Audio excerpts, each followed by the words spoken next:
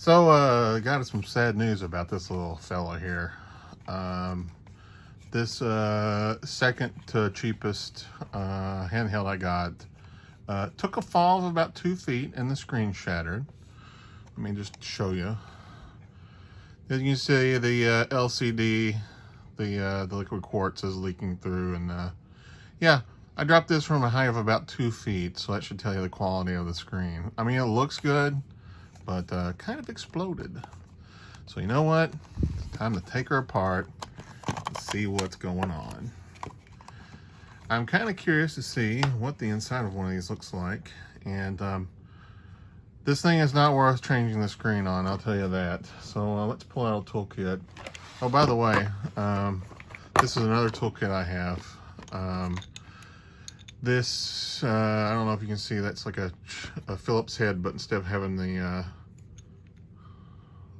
four, it's got 3 little ends. This is my opening video game console kit. One of these opens NES games, one opens Sega Genesis. I can't remember which. But I got these rare earth magnets to kind of keep them magnetized whenever I'm working. I could put this in a wrench or something, but I usually just unscrew a Nintendo cartridge like that. And as long as the magnet's attached, it'll hold on to the screw pretty well. So yeah, there you go. I used to fiddle around with old consoles some. Haven't done that in a while. Here's a shiny looking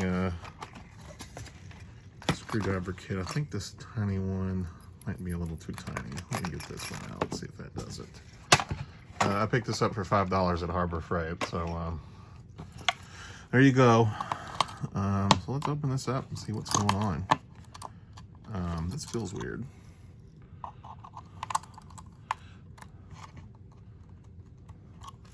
What's going on here? They're normal screws. I'll try the smaller screwdriver. It is not wanting to unscrew.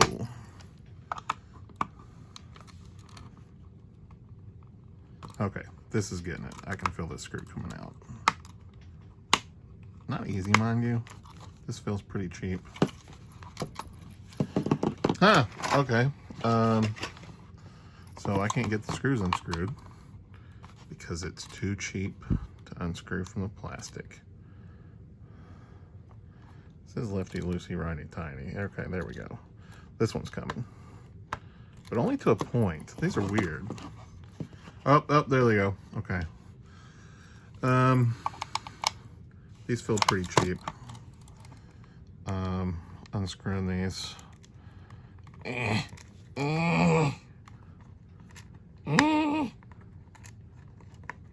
They're coming. This isn't easy a process, let me tell you.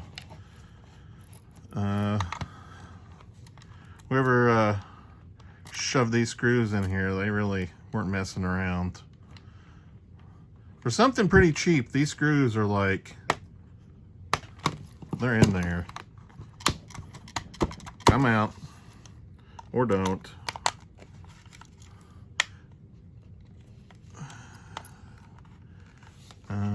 Just making sure I got them all out. There we go. We got there.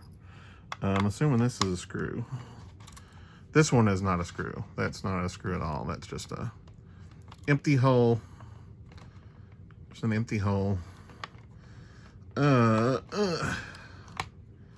These are some hard-fitting screws. Okay, so let's open it up. Let's maybe open it up. I'm excited! Oh, wait, did I get that screw? I thought I did. Yeah, okay, they're all out. Something's holding this on. Oh, God.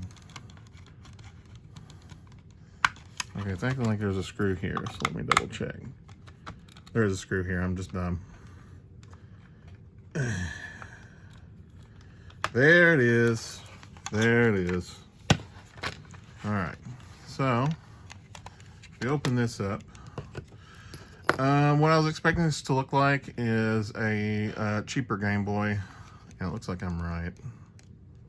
So let's just, oh, there's a screw here. Okay.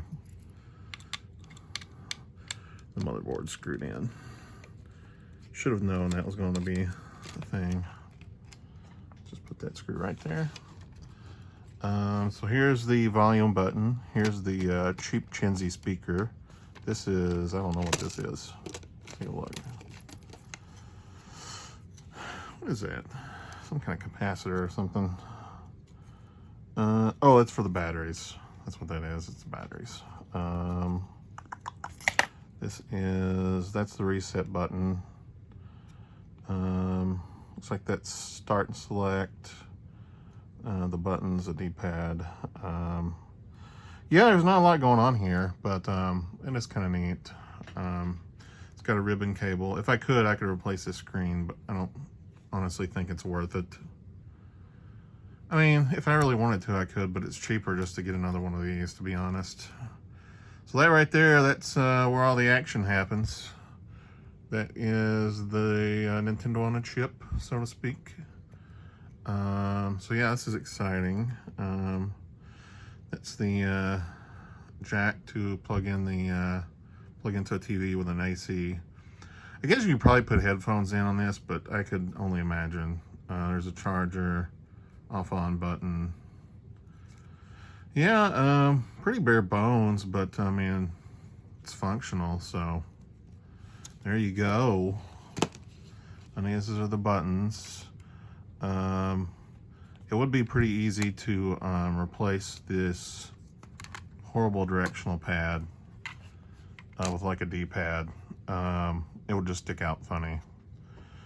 But I think you could do that if you really wanted to really get in depth with one of these goofy things. You could probably replace this with a D-pad, or just get this one. I mean, really, this right here is the most reliable one I've gotten. Well, other than the Made Max, which is different looking.